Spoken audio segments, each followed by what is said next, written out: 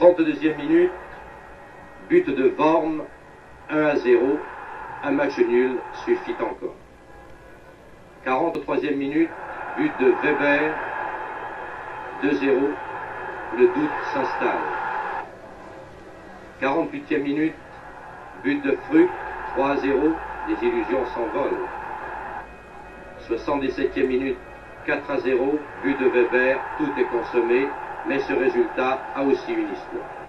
Domenech, Specht, Wenger, Tanter, Wagner, Piasecki, Gemrich et Jour. 11 bleus pour un match retour, mais il y a 15 jours, ils n'ont pas décroché la plus petite avance. C'est dire que leurs supporters et leur gardien de but Dominique Dropsy s'apprêtent à vivre une soirée peu confortable. Les blancs se déploient et ça commence par Fenten, mais Dropsy est averti. Dominique Dropsy, tout de suite en action, un tir des 20 mètres et ballon en corner. Bon, ça débute bien. Oui, je crois que c'était l'idéal pour un gardien, pour se mettre en confiance. Et dès cet arrêt, j'ai vu que ça allait aller ce soir. C'était les actions idéales pour mettre un gardien en valeur. Et puis, c'est au tour des Bleus. Et pendant près d'une demi-heure, on va voir le bon Strasbourg, celui que Grèce a su façonner. Ce Strasbourg qui, pendant plusieurs mois, s'est montré intouchable en France.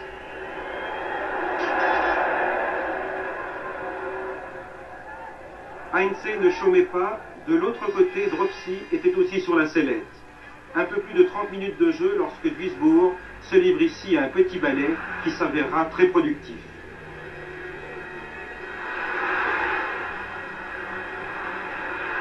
À terre, en point, 1-0 par Worm pour Dropsy et ses coéquipiers. Tout commence à s'effriter. Nous avons bien tenu le coup jusqu'au premier but, et ce pendant une demi-heure. Après, bien sûr, le match a mal tourné pour nous, mais ça c'est le football. Un centre, un homme tout seul, une hésitation, c'est presque la fin.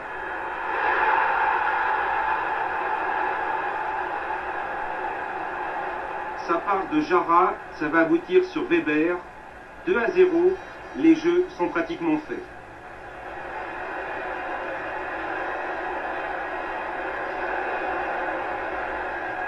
Ce deuxième but nous a fait très mal, car c'est sur une action offensive que nous menions nous. Nous sommes fait contrer et les joueurs de Duisbourg se sont présentés à 3 contre 2 contre nous. Et là, je crois qu'il n'y avait pas grand-chose à faire. Et je crois que ce but nous a peut-être, juste avant la mi-temps, coupé un peu les jambes.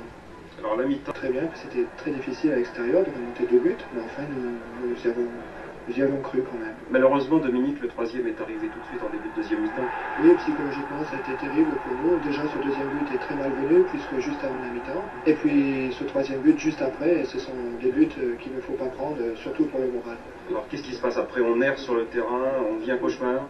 Bah, vous savez, après, c'est très difficile, puisque bon, nous avions fait match nul chez nous, 0-0. Il fallait remonter 3 buts, et je crois que là, ça devenait impossible.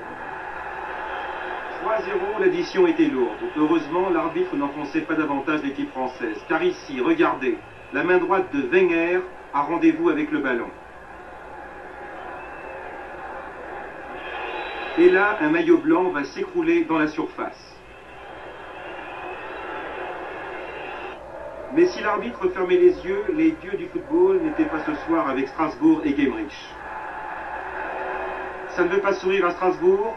Et le fait que Grèce cède ses chaussures sans crampons à l'un de ses joueurs ne changera rien à l'affaire. L'affaire, elle, tourne mieux pour Duisbourg. 4-0 comme à l'entraînement.